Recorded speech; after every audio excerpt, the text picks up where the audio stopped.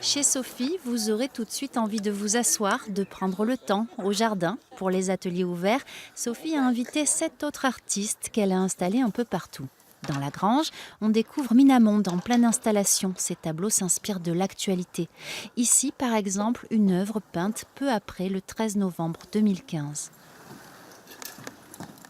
Plus proche, l'entre-deux-tours de la présidentielle. Minamonde est timide, mais ce week-end, elle pourra par exemple vous expliquer que... Pour moi, il y a aussi une forme de, j'allais dire de prière, mais d'espoir. Quand je peins, c'est comme si j'espérais qu'il se passe quelque chose de mieux après. On va voir un deuxième lieu ? Dans ce deuxième endroit, voici les œuvres d'une aquarelliste et là, celle d'une photographe.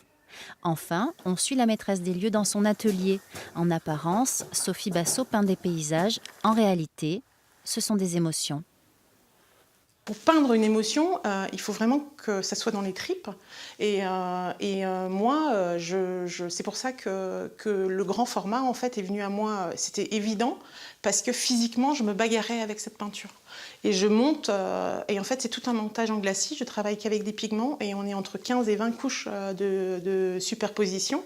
Et c'est ce qui fait qu'il y a toujours ces coulures. Et les coulures, elles sont là comme si c'était des cicatrices parce qu'on est construit comme ça.